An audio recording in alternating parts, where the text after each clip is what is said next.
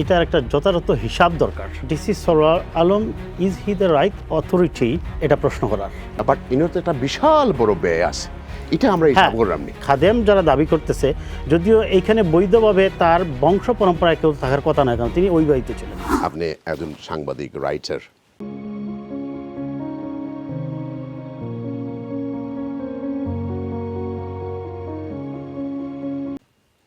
আপনি আমার একটু বুঝে ঘটনাটা কি, আমি একটু বুঝি আপনার কাছ থেকে। আমি টু দ্য পয়েন্ট দিয়ে আসি। প্রথমত হইল, যখন কেউ এই জায়গায় দান করে, তা করে ডিসি সরওয়ার স্পটলাইটও কি তার লাগে? হ্যাঁ, এটাই।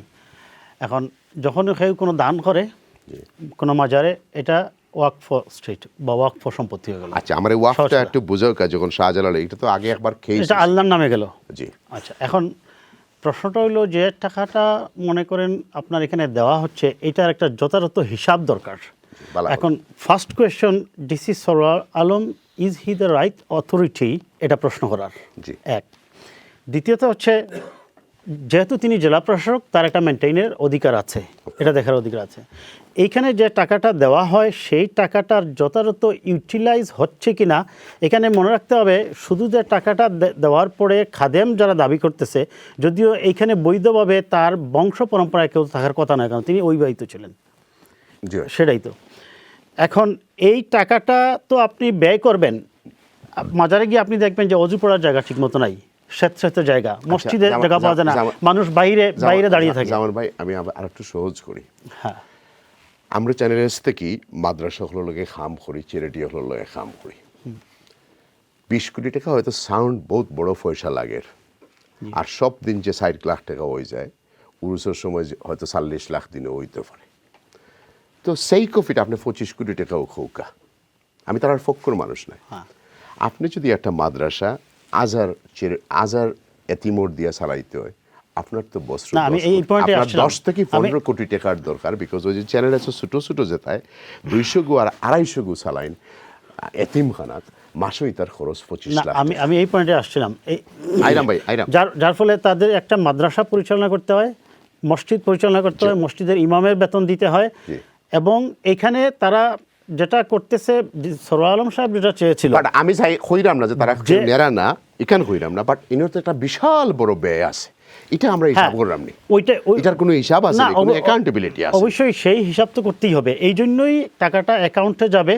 অ্যাকাউন্টে গেলে মানুষ বুঝতে পারবে যে আমার, মনে করেন 4 দিনে যদি আপনার 3 দিনে উঠেছে 17,65,000, আমি অ্যাভারেজ যদি ধরি যে 30 দিনে 30 লক্ষ টাকায় এক্সট্রাটা বাদ দিলাম, তাহলে আমার বছরে উঠতেছে 360 লক্ষ টাকা, তার মানে 3,60,00,000 টাকা।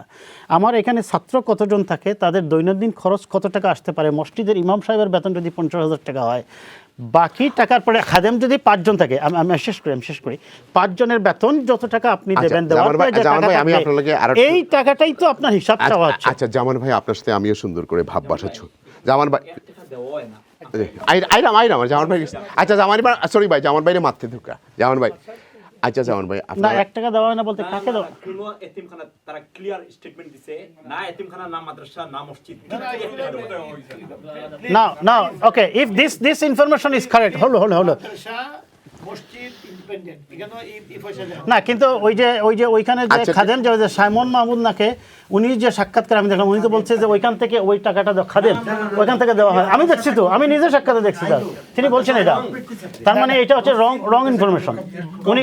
আচ্ছা ভাই, জামান ভাই, আমি সরি ভাই, আপনারা একটু মাফ করে দেব আমারে। আচ্ছা, আমার একটু বড় কাজে ওয়াকফ সম্পত্তি হিসাবে বিবেচিত হয়, এটা জিনিসটা কি দা?